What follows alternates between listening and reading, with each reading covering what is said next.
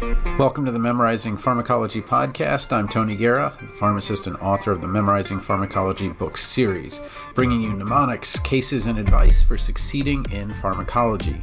Sign up for the email list at memorizingpharm.com to get your free suffixes cheat sheet or find our mobile-friendly, self-paced online pharmacology review course at residency.teachable.com/p/mobile. Let's get started with the show. I'll just read it. The following hospital prescription is written for a 7-year-old child weighing 24 kilograms.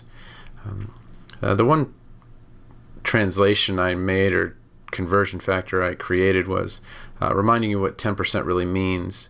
When you have a weight per volume, it's 10 grams per 100 mLs. So 20% would be 20 grams per 100 mLs.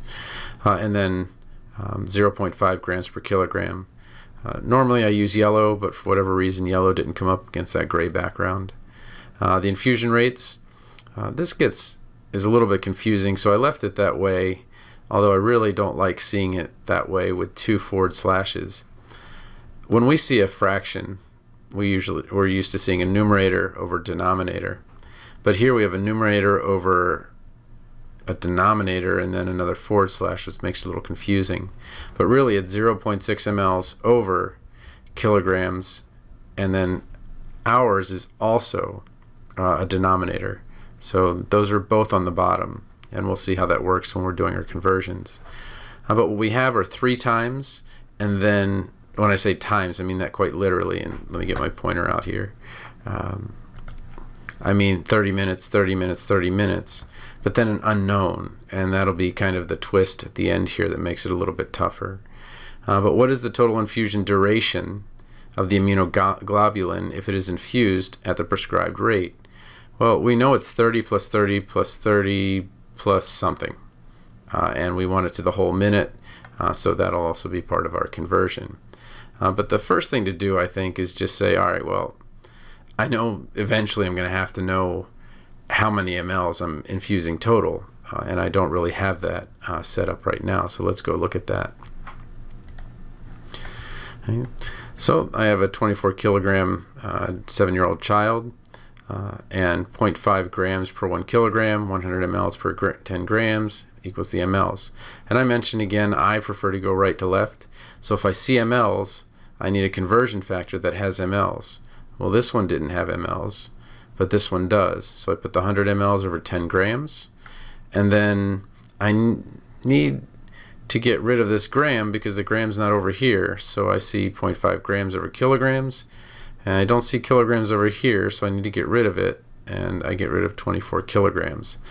So then we cross out diagonally our units, get rid of the kilograms, get rid of the grams, and we're left with the mLs.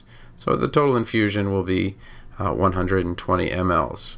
Okay, so that's a nice number to work with, and we'll see we're going to be able to figure out the infusion quantities for the first 3, but we're going to need this 120 for our 4th infusion quantity. Okay.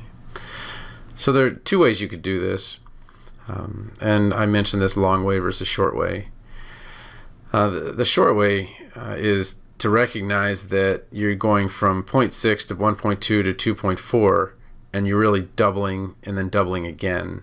Okay, so you could really just put it over here and go 0.6 plus 1.2 plus 2.4 is going to end up at 4.2.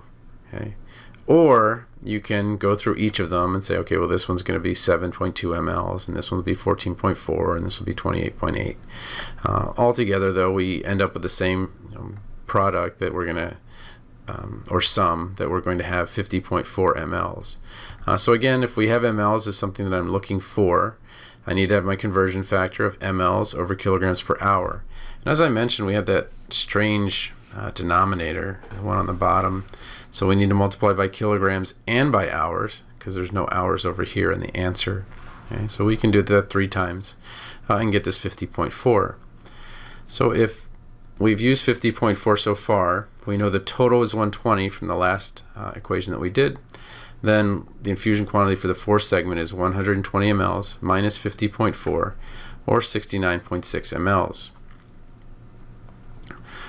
But Unfortunately, that's not what the question asked. The question wanted to know what's the total infusion duration. So we have that one of the unknowns known now that we've calculated the 69.6 mLs, and we can plug that in. So instead of having the hours here, where we knew it was 0.5 of an hour, 30 minutes, we know the answer. We know it's 69.6 mLs is the total amount. So what we do is we do a little bit of rearranging here, and we see that we're going to have to move the 24 over, so 1 over 24 when you move it from the left to the right, and then again we have to move the 4 under the kilograms per hour, and then when we do this calculation, eventually we come up with 0.725 hours. Okay? So I know you could just do 0.725 times 60, but I still like to do the entire thing to make sure that I've got the right factors. So 0.725 hours times 60 minutes over 1 hour makes 43.5 minutes. Okay. So we already had our 90 at the very beginning of the question. We just need to add our 43.5 minutes to get 133.5, rounded to the nearest whole minute as per the question, or 134 minutes. Okay. So just one kind of caveat that if you're filling in answers, it sounds like you would want to go through the entire test and make sure that every answer is done properly here, because you could have just left it at 133.5 and then gone on to the next. But I want to make sure that we're attentive to the actual question.